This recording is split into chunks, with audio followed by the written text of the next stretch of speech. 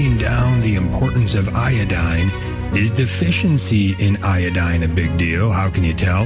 What can one do about it? All within the big picture of our Catholic faith today. On The Simple Truth, we consecrate everything to the Sacred Heart of Jesus through the Immaculate Heart of Mary and the pure, strong, chaste heart of Saint Joseph. I'm Jim Havens. It is Wholeness and Healing Monday, fighting to cultivate the health of the whole person, mind, body, and soul.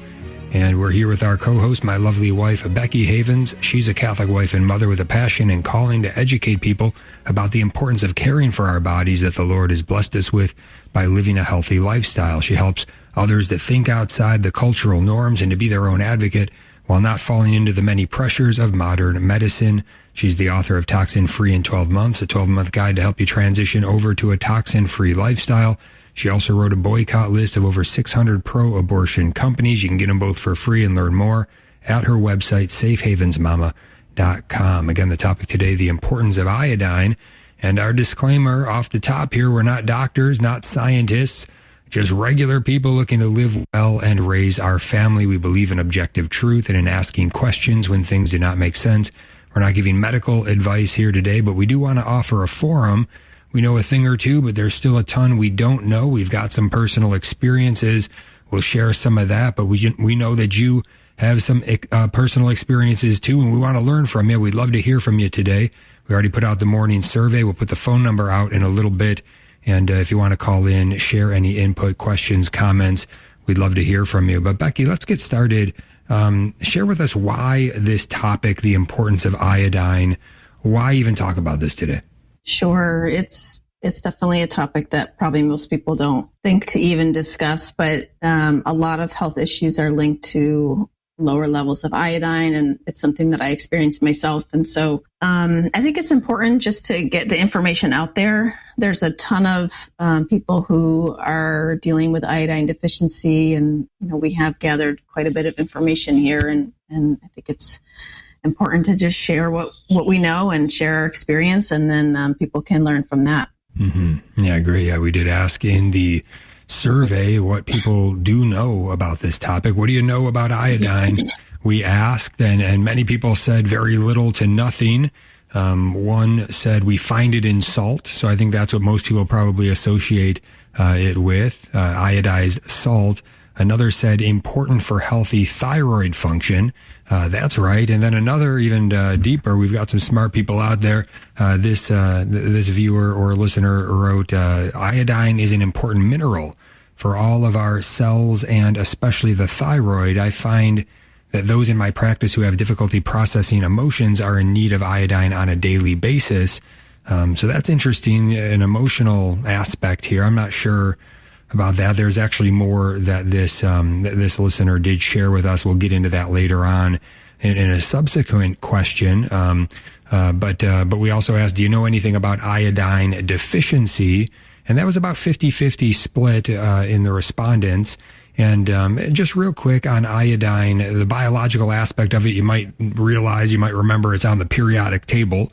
So it's an essential nutrient. Iodine is a critical trace element required for normal thyroid function and overall metabolic health.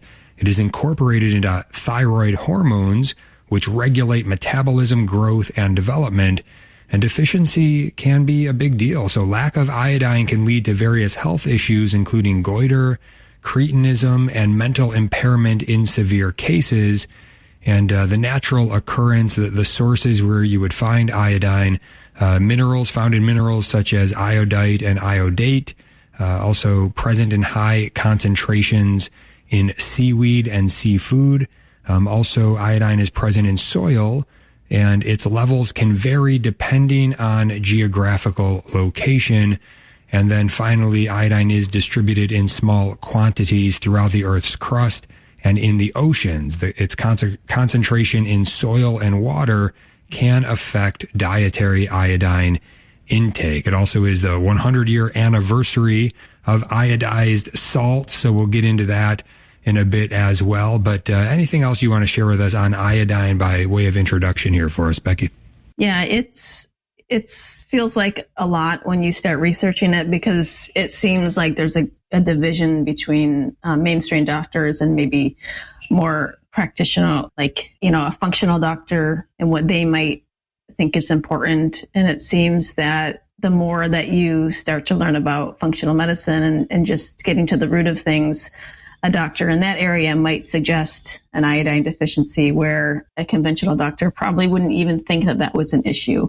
And so once you start digging in a little bit deeper and learning a little bit more about it, I feel like there's this big divide. And a lot of traditional doctors would just say, oh, you don't ever want to take iodine. That's dangerous. And it could be harmful to your thyroid or all these other issues.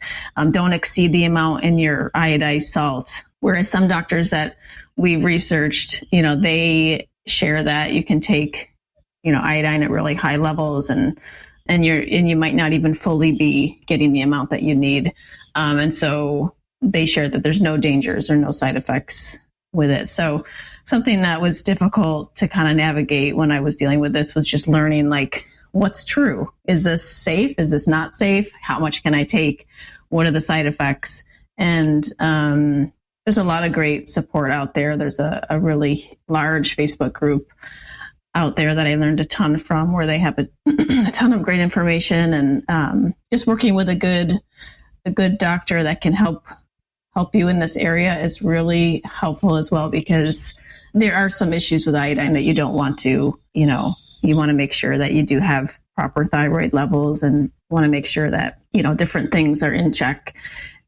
Whereas some people think that you can just give out however much you need. I would also say that you need to be careful a little bit and kind of really get the right tests, make sure you're working with somebody. Although you might think differently. You might think it's just okay to just take whatever. I'm not sure. Because some of the doctors say, just go ahead, so it's hard to say. There's a lot of sides to the iodine. So we'll discuss a little bit about that as well. Yeah, talking about the importance of iodine today. And look, this is an important topic because to be deficient in iodine is actually a really big deal, especially for pregnant women, especially for nursing women, lactating women, and also for children. So this is very important, and it's something that most people aren't thinking about.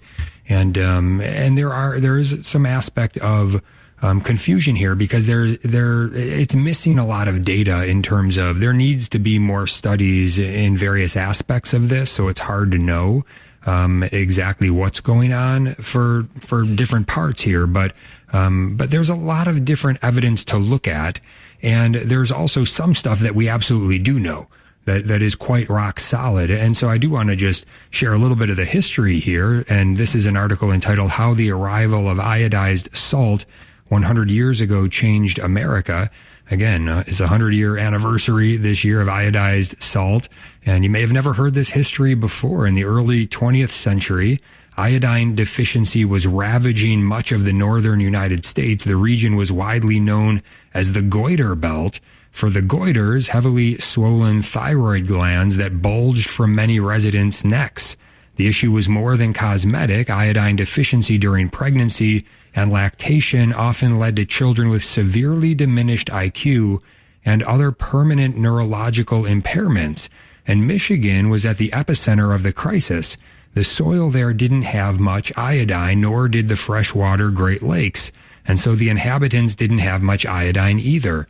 The first commercially available iodized salt, which is the idea they came up with to try to solve this problem, the first commercially available iodized salt in the United States appeared in Michigan grocery stores on May 1st, 1924. Other states took notice. The potential benefits were obvious. By the fall of 1924, iodized salt was being distributed across the nation. And the article concludes here that while it's been largely eliminated in the United States, iodine deficiency remains a significant problem in other parts of the world. About 50 million people show clinical symptoms of the condition. At the start of the 21st century, iodine deficiency was still the world's leading cause of preventable intellectual impairment. Now, what's interesting here is that the conclusion of this article is on the side of most people aren't deficient anymore, and this is not a problem in the United States anymore. Iodized salt has pretty much solved this. That's their conclusion, and that's what a lot of medical doctors would say. But my guess is they haven't done a lot of digging here, and there are other doctors, medical doctors, who have gotten into, deeper into this. And they say, actually, there's one in particular who says that he believes upwards of 97% of people in the United States should be considered deficient in terms of iodine. Now, I think where we get into the distinctions here is I don't think he's saying deficient to the level. I don't think they're talking about the same levels, right? Deficient, not to the level of goiters or like severe neurological impairments. But maybe we're not that deficient, but still deficient to what would really be best for our bodies. And we're still having problems, different problems based on not having enough iodine that need to be corrected. And so actually we need more iodine than what the daily recommended allotment would be by the government. And so that's something to consider. And so we're going to consider that. We'll kick that around a little bit here and find out more information on all of that and how we can know if we're maybe a bit deficient in iodine. And look, all of this fits into who we are in terms of the whole person, right? We are body and soul. And so, look, if we want to do the good that we are called to do in our lives, yes, the spiritual life is paramount. It is first. And yet our bodily lives are the way that we go about living that spiritual life in the world. And so we want to make sure that we have prudence and temperance and wisdom. And so we're getting into iodine today. We'll be right back. Stay tuned. Welcome back to The Simple Truth, Wholeness and Healing Monday. Jim and Becky Havens here talking about the importance of iodine today. If you have any question or comment, you want to enter into the discussion here, give us a call, 1-877-511-5483. That's 1-877-511-5483. So Becky, you were sharing a little bit of your experience earlier, or you mentioned it, being deficient in iodine. I guess, how did you find that out? How did you discover that? And then what did you do? Did you just eat some more iodized salt? Did that solve it for you? Tell us a little bit more about your story. Sure. So I worked with a woman who was really wonderful, and she suggested that I do a HTMA analysis, which is basically a hair analysis. So you cut off a bit of your hair at the very root of it, and then you send it into a specialized lab, and they analyze the hair, and then it goes through this huge system of all these possible combinations that you can have. The key to getting an HTMA analysis done properly is to have somebody who knows how to read them. So you could get the results, but have no idea how to interpret it. So this was key to knowing what it even meant, because it's just a bunch of notes that I had no idea what it meant. So she was great, and she really went through everything with me. And she pointed out that I think I had 7 out of 8 markers for iodine deficiency. And, she kind of asked me some questions, and I realized, I do have all of those symptoms. I'm dealing with all those things. And she could tell that my iodine was deficient just by the lack of certain minerals I had, or the ratios from one mineral to another. So the hair test, it really goes through heavy metals. It can see how you're detoxing heavy metals, and it can also see the ratio for different minerals, basically, and metal levels, and it just compares all of them. So it was really interesting. And she gave me a whole protocol to start getting my iodine in check and seeing, if that was going to help with some symptoms. And the 2 things that, I really focused in on was raising my iodine and then eating a lot more protein. And as soon as I started doing both of those things, I would say like 90% of my symptoms that I was having started to go away. And so I realized, okay, there's something to this, and I really probably am struggling with this. And so I think I followed the protocol for maybe 3 months, and, I started to taper off of it. And she was like, all right, just start adding in different foods to kind of maintain these iodine levels. But the problem is that when you start, developing, or actually when you start having more stress and getting less sleep and kind of getting out of that pattern of keeping those things up, I feel like it starts to go down again, and you start to get low in these things. So you have to kind of be able to maintain. And so they kind of call it like your maintenance level, and different doctors recommend just keeping a maintenance level of iodine to a certain milligram. And So, something that I'm going to start back on is kind of going through that program a little bit more and getting back on. It was so interesting because the whole entire time I was on it, I didn't get sick once. Other people were getting sick around me. And I felt so much better. I felt a lot healthier. I didn't feel run down.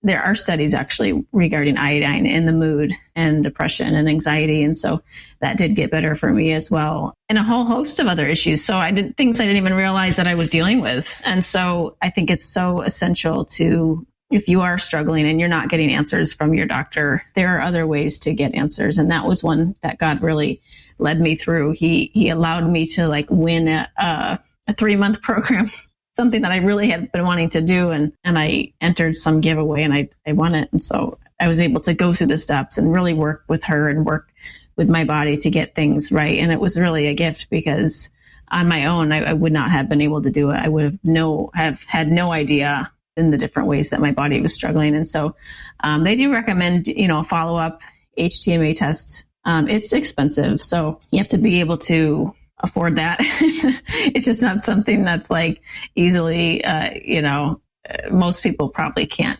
do. And something that I rarely can do, maybe one follow-up at a certain point. But I was in a really bad place and really needed some answers. And so this was an answer to prayer. And so everybody's different. Every situation is different. They don't just say here is the basis. Everybody should be taking this every day. It really can be individual and people have different effects from it. And so that's why I say it's really good to work with somebody who's going to guide you in that way.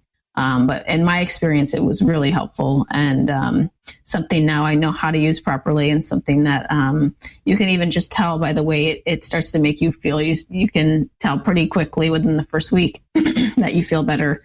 And then that's kind of your way of saying I guess I probably was deficient and working with that. So I don't know, that's just my experience, but it was really a great blessing for me. Yeah. Thanks for sharing that. And I want to ask you about, we'll get to basically more detail on symptoms, detection methods, testing. Are there more affordable options that might be possible for some people?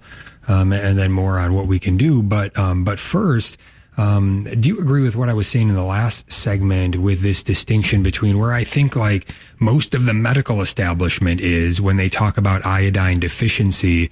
It's a question of how do you define iodine deficiency? They're defining it as really a severe deficiency where you're having, goiters and such. And so, most people don't have severe iodine deficiency to that level, but where you have a doctor like Dr. David Brownstein, I believe he really is, seems to be the leader in pushing for more testing on iodine and using greater iodine levels to try to help people. And what he's saying is 97% of people are iodine deficient. He's not talking about they're in danger of developing goiters, but he is saying that we don't call it deficient, but we are deficient and we actually need more than we think we need. And this is quite controversial, but this is something he puts forth. He does have other practitioners and doctors and such that do support him, but he's been marginalized basically for that view. Is that a right way to think about it? Is that they're basically using two different definitions of iodine deficiency? The medical establishment is talking about a really severe deficiency. Others are talking about more we're deficient in terms of we're not where we actually need to be. We need to be at higher levels. Your thoughts? Yeah, I think that's exactly right. It's interesting because the RDA recommends 150 micrograms for an adult daily. And if you compare that to what Dr. Brownstein would recommend, he's saying a maintenance dose of 25 milligrams. So that's a huge difference. It's such a small amount that the RDA is recommending. And then you double that if you're pregnant or lactating. And it's also essential for children to have iodine as well. And so there is definitely a divide when it comes to iodine, which is actually like a lot of things. If you look at vitamin D, I think it's very similar. The RDA recommends very low levels where you talk to certain practitioners and they're saying like 6,000 milligrams and up daily. So it depends on who you're working with.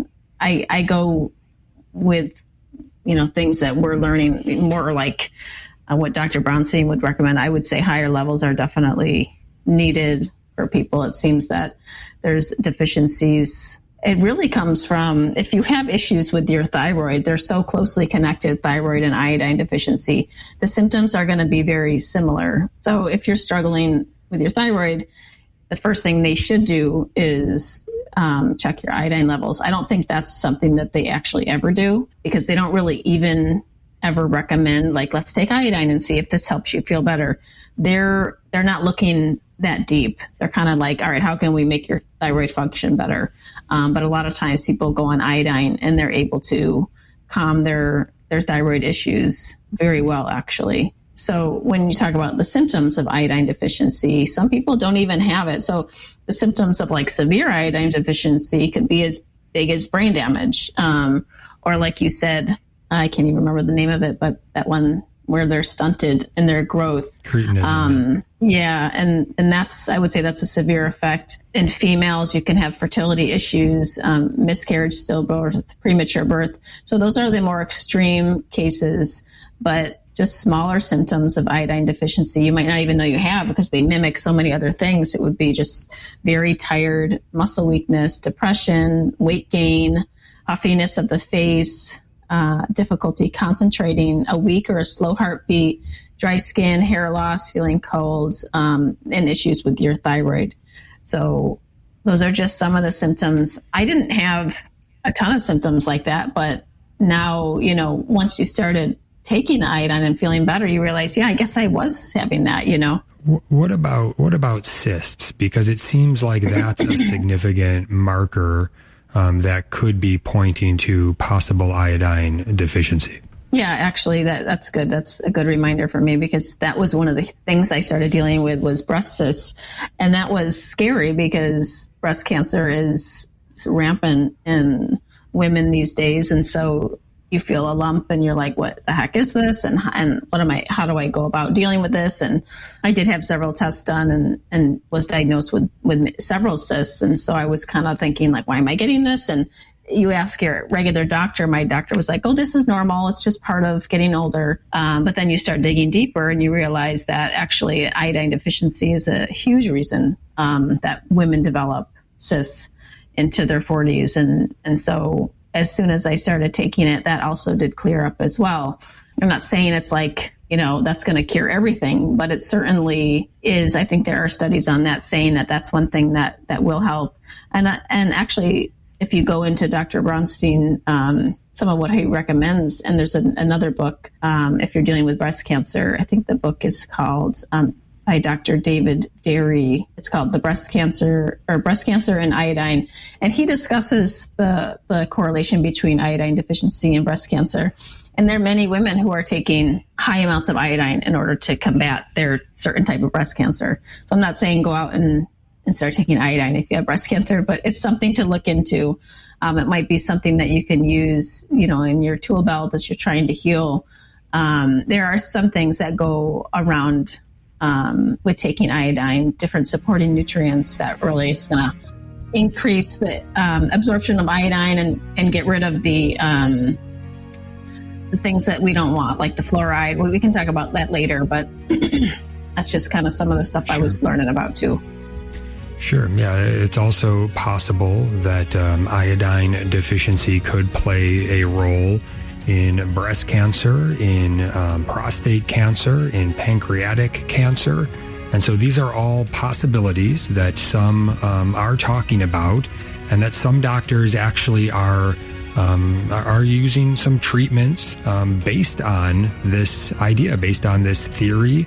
I guess I would say at this point, this is not a scientifically proven thing as far as I can tell, but we are going to get into the science on what everybody does agree on, which is how important iodine is when we get back with some key randomized controlled trials on iodine. It's going to be interesting. Stay tuned. Welcome back to The Simple Truth. Jim and Becky Havens here talking about the importance of iodine today. And if you want to join the discussion, give us a call, 1-877-511-5483. Any comment, any question, today, 1-877-511-5483. And this ought to help us all to understand the importance of iodine here. These are some key randomized controlled trials on iodine, which are pretty rock solid scientific studies. So this first one, the objective to determine if iodine supplementation during pregnancy improves child development and other clinical outcomes. This was the population here was pregnant women with mild to moderate iodine deficiency, and the outcome was improved cognitive function and motor skills in children at follow-up. Another study here to assess the effect of iodine supplementation on cognitive performance in school-age children. So children aged 7 to 11 years with iodine deficiency, and the outcome was significant improvement in cognitive test scores, including IQ and attention span. Another study here to evaluate the effect of iodine supplementation on thyroid function and reproductive health in women of childbearing age. The population was non-pregnant women of childbearing age. The outcome, improved thyroid function and reproductive outcomes, including reduced prevalence of thyroid disorders. And you can think of it like a spectrum here when we're talking about problems with the thyroid, different thyroid disorders. It's not just like an all or nothing thing. It really is a spectrum. And then one more here is iodine supplementation in infants, the objective to determine the impact of iodine supplementation on growth and development in infants. This was for infants from regions with mild to moderate iodine deficiency. So mild to moderate deficiency, and the outcome was enhanced physical growth and developmental milestones. And so to me, when I look at those, I just think there's a whole lot here that seems very important that I've never heard of this, but I've never heard of the importance of iodine really before, other than the iodized salt.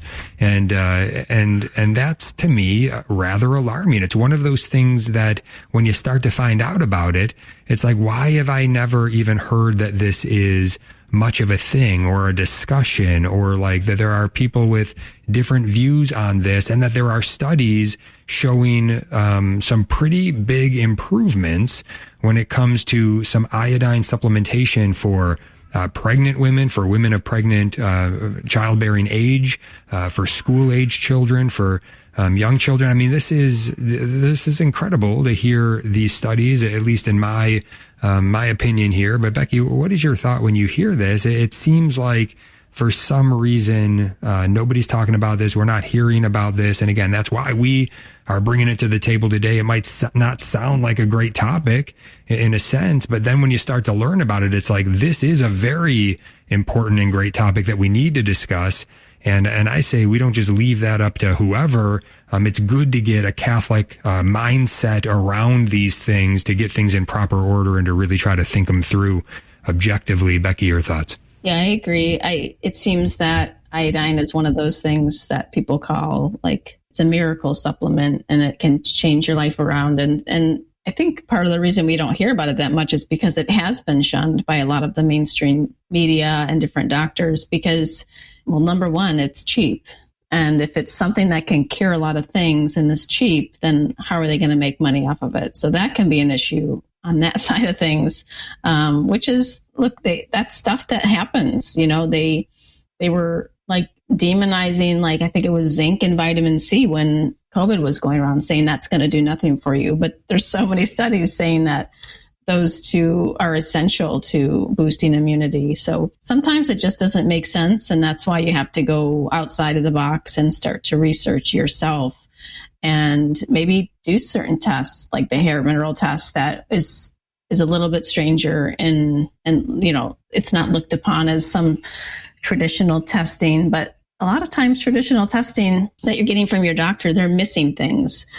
So even when it comes to thyroid testing, I think there's a standard test. Maybe it's 3 different blood panels for thyroid testing. But actually, if you really want to test your thyroid, I think there's about 7 different things that you're supposed to test to see where your thyroid really is at. And so, you know, sometimes doctors, it's just not their specialty. especially if you're, especially like an ER doctor, their specialty is you go in and they're there to save your life, and that's it. And your family practitioner, their specialty is maybe to prescribe antibiotics if you have an infection, or to help with different things, your childhood like sicknesses and viruses. But you have to go to certain doctors. Even an endocrinologist would be helpful in this arena to be able to check different levels. They're really good at pinpointing things. If you find a really good one, they would know more about this as well, iodine and such, and even how to get tested. It's not like you can just get a blood draw and see where my iodine is. I do believe there's certain tests, like a urine test, that can be ordered to see where it is.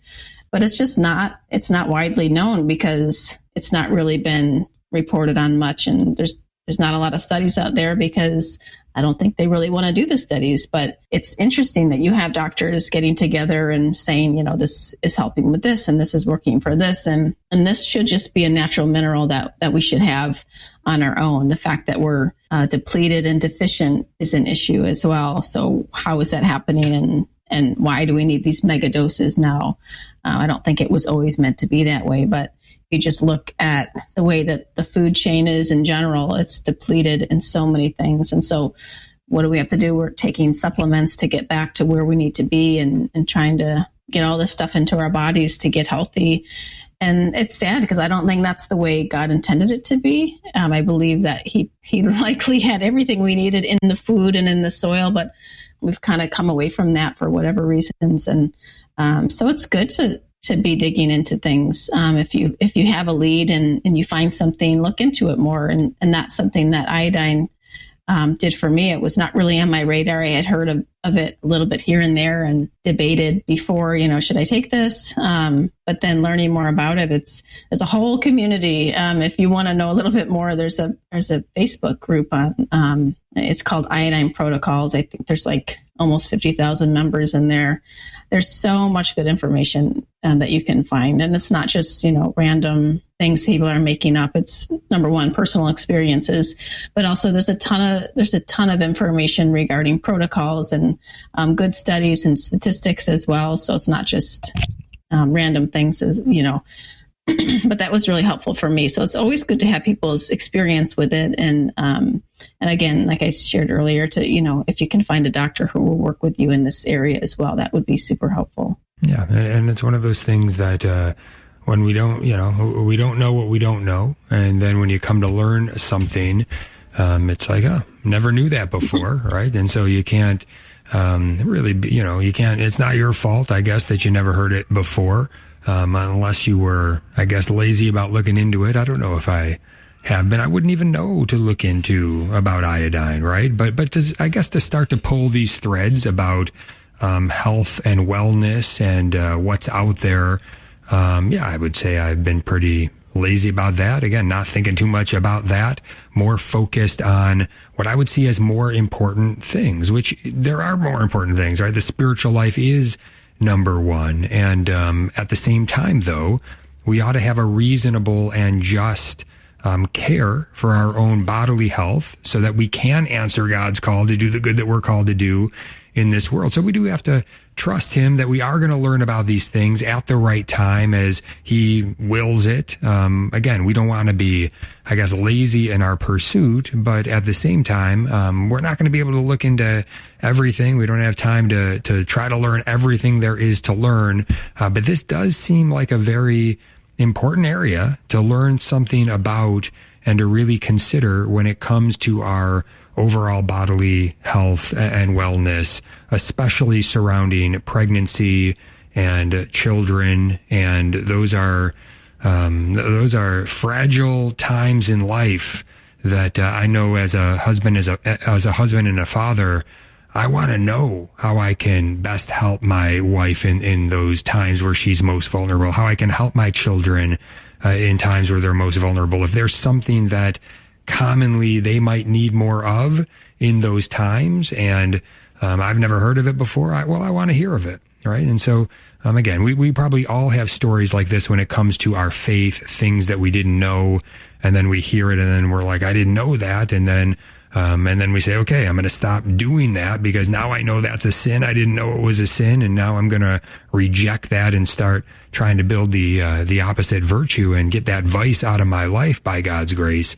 Well, this is sort of, I would say, synonymous to that in our physical lives. One of those areas, at least I think it is for me. And there's a lot more I think I need to consider here and learn and possibly experiment with myself about maybe trying a little bit of supplementation and just seeing how my body responds. And yeah, maybe that's something that I might be a little bit deficient in and not realizing it. And Becky, that's how I would personally think to go about it here. I'm not going to look to pay a bunch of money to try to take any big tests or anything to try to find out, because it does seem expensive and difficult. If it was an easy thing, then sure, yeah, go ahead and test me. But if not, I don't think I'm seeing any big symptoms. However, there may be some things there. And so wouldn't, again, we're not giving any medical advice here, but I'm just talking for me personally. If I were to just maybe take a little bit of supplementation and just see how my body responds and see if it responds in some positive way, might that be a good idea? Yeah, sure. I mean, I think that some of these doctors are saying that everybody should just be taking iodine every day. And that's just it. And you could take that as, okay, I think I'm going to try it and see how I respond. Or you could just be like, I'm not comfortable with that. I'd wait till I could get some kind of testing done and see how I feel. If you feel good every day and you don't feel like you need extra support, then I don't see the need to mess with something that's working out good. But if you feel like you have any of those symptoms of low iodine, I would go for it, especially if you're pregnant or nursing or maybe for babies who are not breastfed. You could try that, or children. But I mean, if you go through. Oh, am I talking you out of it? Yeah, you're convincing me out of it. I mean, I'm not pregnant or nursing, right? I'm not a child. I don't actually, none of the symptoms that were named probably apply to me. I am feeling pretty good. So yeah, maybe not, but I guess I just hear that number and I have listened to a little bit of that Dr. Brownstein in preparation for this show. He seems quite convincing, authentic, sincere to me. And when he says 97% of people are deficient, you probably could do well to try a little bit of supplementation and see how it goes. It seems kind of convincing to me, but again, yeah, I guess I'm not seeing any big symptoms why to do it. I just wonder if, maybe I'm missing some sort of something in me that could be more optimal, and I wouldn't know unless I gave it a shot and found out. I don't know. Yeah, no, I get where you're coming from, and it's possible that they're right, and everybody is deficient. So you should be supporting your body with iodine, no matter what. If we're low in the food chain, and you're not getting much from the soil, I don't think there's anything wrong with supplementing once in a while. I do give it to the kids once in a while. It's really good for teeth health as well. If you're struggling with cavities and you kind of want to arrest the decay in the teeth, it kills it all and it stops it. And so I've had to do that with the kids as well. It's great for a lot of things, especially if you're having some low immunity and want to kind of get back up on, feeling healthy. I don't know. I think we can maybe work something out and maybe you try it. The thing we can talk about next is you have to be careful when first starting, because there are some things that go along with it. There's something called the salt loading protocol that many doctors recommend when doing this. And there are some supporting nutrients to take when starting iodine as well. Mm-hmm. Yeah. And to me, I can just maybe increase some seafood intake. That might be a way to try to do it as well. But we can talk about a bunch more in the final segment. Stay tuned. Welcome back to The Simple Truth. Jim and Becky Havens here, talking about the importance of iodine today. And we mentioned his name a few times here, Dr. David Brownstein. He's the MD that really seems to be leading the charge in this, I guess, alternative view of iodine and iodine supplementation. And so just a little bit on him. And again, I would encourage you to look him up if you want to learn more on this. But he earned his medical degree from the University of Michigan Medical School. He initially trained and practiced in conventional medicine before developing an interest in integrative and holistic approaches. And over time, he shifted his focus from conventional medicine to integrative and alternative practices. And he became interested in exploring how natural therapies and nutritional approaches could complement traditional medical treatments. Now, this is not his explanation of this, just one I found online. And so, yeah, he might say, you know what, that doesn't describe me very well at all. I'd put it this way in my story, but it does say here that in his clinical experience and his practice, he began to notice patterns of health improvements in patients who were treated with iodine supplements, and this led him to further investigate the role of iodine in health and disease. So basically, long story short, this guy's a conventionally trained MD from Michigan Medical School. He eventually stumbles upon iodine and seeing these health benefits and helping people.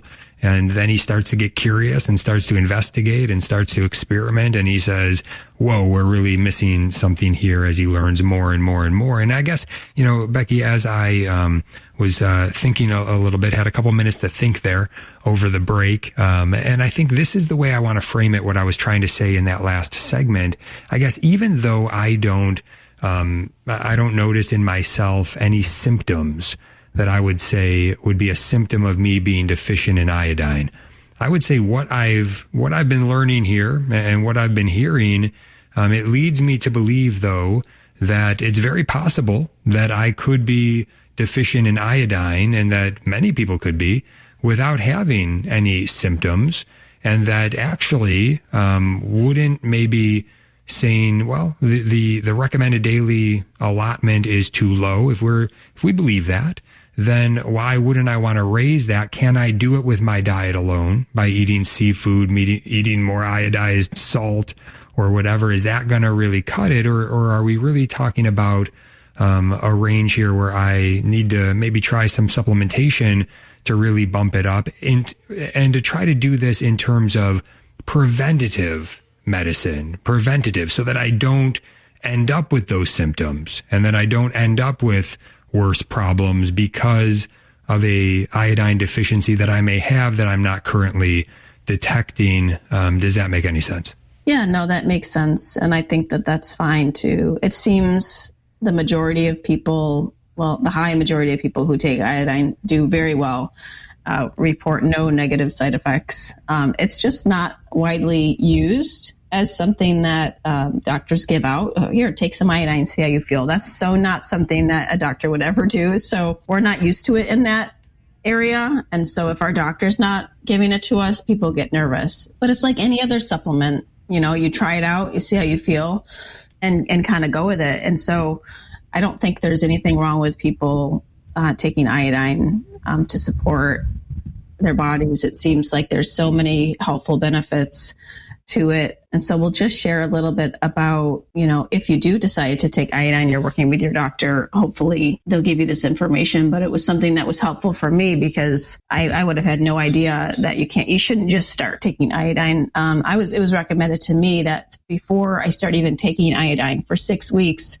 that I should get on these certain supplements. They're called the supporting nutrients that actually help you to absorb the iodine once it comes into your system. And so you would start with between 2,000 and 5,000 milligrams of vitamin C, about 200 to 400 micrograms of selenium, unrefined sea salt, and magnesium. Magnesium is like 200 to 400 milligrams a day. Also different cofactors, B2 and B3. That is optional, but that's something that my practitioner recommended I do. And so I did this for like 6 weeks to prepare my body to be able to absorb the iodine. And then they share that you should do the salt loading protocol. So this was interesting, something I had never heard. But so we're exposed to so many chemicals, especially one called bromide. So that's in a lot of things. It's not necessarily in your food, although some like pastries and stuff, you'll see like non-brominated or has bromide in it. But it's also in like sofas and furnitures and beds, flame retardants. So we're constantly exposed to it. So between bromide and fluoride. Iodine, I guess it competes with those. So you need to rinse out the fluoride and the bromide in order to be able to properly absorb the iodine. So they share that you should do a salt load protocol. And basically it's just for a day or two, you would just take half a cup of Celtic salt. So you stay away from the iodized salt. Iodized salt actually is stripped of all minerals. So it's kind of like bleached and everything's taken out and then iodine's added back in. So it's not really, it's just salt without all the good stuff that should be in salt. So it's not really the best. You really should be doing a Celtic salt or a mineral salt. So, it's just half a teaspoon of Celtic salt or other unrefined salt and a half a cup of warm water. And you do this like every 45 minutes until urination begins. And what this does, it just flushes out the bromide in the bloodstream and carries it out through the kidneys.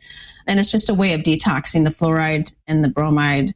And it just kind of gets it out. And that way your body can properly absorb the iodine. And some people do experience like a detox when they start iodine, and that's normal and that's okay. You might feel like insomnia or feeling jittery, nauseous, a racing heart, just being exhausted or stomach issues, some bloating. But the salt loading protocol will help with that. Parsley extract is actually really good for a detox as well. If it just feels like, so this is kind of the stuff that might scare somebody off, but it's just that iodine helps you to release a ton of junk in your body. It helps you to detox from heavy metals. And so you'll start to detox. It'll start to come out. And so you can have different, I think they're called like Herx reactions, but there's another word for them too. I can't remember. And so that can happen. It might feel even like you have like a flu for a few days, but you can back off the iodine for a little bit and kind of go slow. You can do 5 days on, 2 days off until you get into a rhythm, and then that's when you start to feel good. So anytime you're doing a new supplement or you're adding in probiotics, there's the risk of having these reactions. It's just a detox reaction. Your body's kind of saying, it's kind of like waking up. All right, it's waking up and I need to start detoxing all of it. So it's a good sign, but kind of like go slow with it. So sorry, that was maybe a little bit too much information, but felt it was necessary. That's good. Yeah, no, in my opinion, and I will say opinion, somewhat educated opinion as I kind of go through all this, I do think there's something here and that I need to learn a little bit more about it and really consider the facts here as I can gather them. So I'm going to do some more digging on this, but the reason that there aren't more studies on what would be, I guess, called a higher dose supplementation of iodine. I looked this up, and these are some of the reasons. It says much of the mainstream research on iodine focuses on preventing deficiency, and probably a severe deficiency, rather than exploring a higher dose supplementation for optimal health or cancer prevention. Research priorities are often set based on current public health needs and funding availability. It's just not where they're putting any priority. I'm seeing enough to think they ought to put some priority here and dig into it. What if there's a big finding to be seen here and they're just not willing to do the study with all the money that is being poured into these organizations that are working on trying to find a cure for cancer or to find out what's going on there? If this could be a significant factor of some kind, why wouldn't they want to study it more and find out really what kind of factor, if any, it is? Becky, final comment before we close it up. To share that if you're looking to get some iodine, they do recommend Lugol's solution. Solution is Lugols, and the J. Crow's has a really great brand. God bless you all.